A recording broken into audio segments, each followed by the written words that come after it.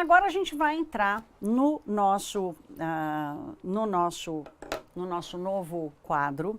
A gente fez uma parceria com a Associação Nacional dos Advogados Públicos Federais, a ANAF, e a gente vai receber aqui hoje, vem para cá, Marcelino, o Marcelino Rodrigues, vem para cá, Mara Luque, o Marcelino é o presidente da ANAF, dessa associação, e é procurador da Fazenda Nacional de Carreira.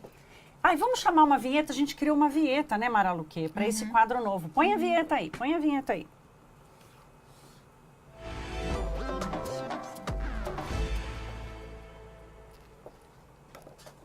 Não está funcionando, já voltou, não deu tempo de se arrumar.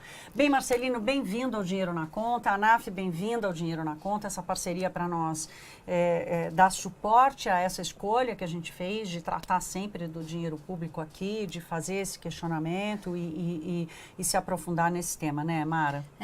O nosso objetivo, quando a gente procurou vocês para conversar e para ir atrás dos dados, é que quando se trata de dinheiro público, tem algumas simplificações que são repetidas por todo mundo, pelo mercado, pelas fake news, e acaba tendo muito desencontro de informações. E como vocês têm todos os dados, estão ali olhando tudo o que acontece, a gente quer estudos e mostrar para onde é que está indo o seu, o nosso dinheiro, né? Boa tarde, Mara. Boa tarde, Thaís.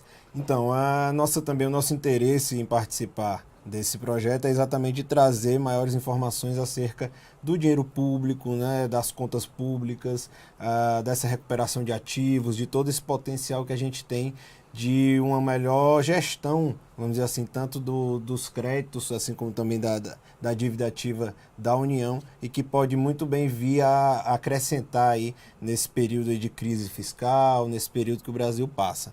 Então, para a gente é uma alegria estar aqui nesse quadro. Se a gente pudesse elencar assim 2, 3 erros básicos que a população acaba tendo, se confunde com relação à aplicação do dinheiro. Com relação às finanças públicas.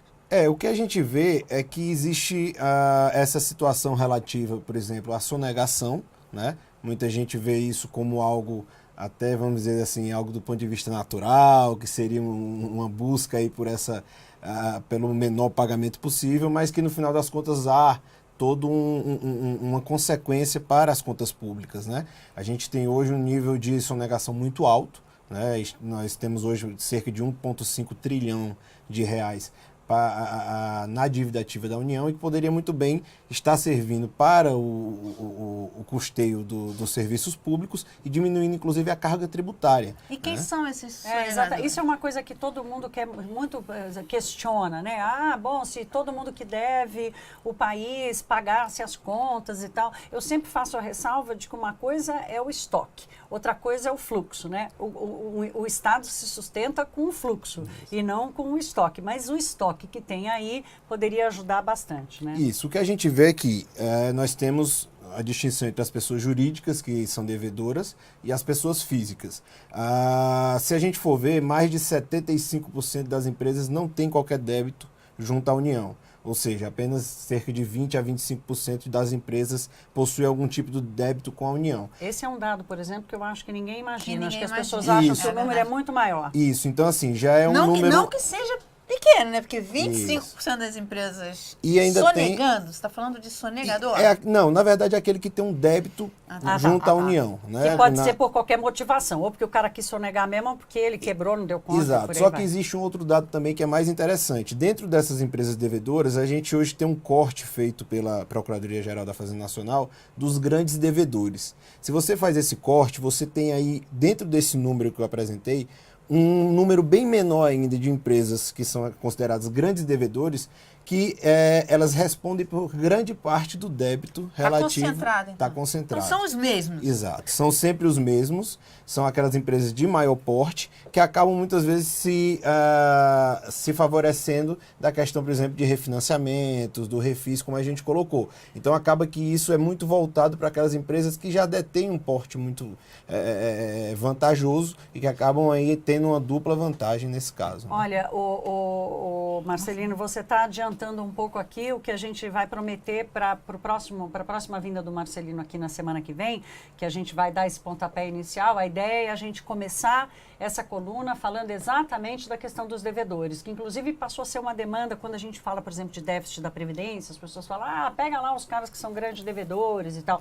De novo, a primeira resposta que eu dou é a questão da diferença do fluxo do estoque, mas a gente vai jogar luz sobre esse tema, vai olhar para os números da Procuradoria, vai trazer o debate para cá, vai trazer perguntas de vocês para que a gente se aprofunde nesses temas. Isso que você falou é bem importante, né? Quem tiver dúvida, mandar pergunta para a gente discutir e vocês conhecerem também as demandas. Sim. Porque a carga tributária no Brasil, as pessoas, o assalariado já vem descontado ali de todos os tributos, salário líquido bem menor e não usa serviços públicos porque não consegue, não tem essa oferta. Então, assim, ele se sente muito mal, né? Todo mundo acaba se sentindo muito mal. Então, conhecer esses números, mergulhar nesses estudos, responder as dúvidas, é sua tarefa, Pois é. Na verdade, eu acho que a gente tem um campo que é muito vasto de pesquisa e de discussão. A gente tem hoje uma carga tributária que é muito voltada